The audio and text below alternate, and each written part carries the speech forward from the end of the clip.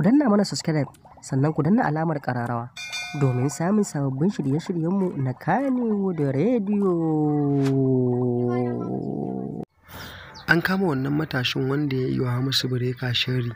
wanda ya ɗora a cikin YouTube cewa an kama shi da Momi Gombe suna yin abin da bai kamata ba. A satin da ya gabata, wani kwamiti daga cikin ƙungiyar Kannywood suka haɗa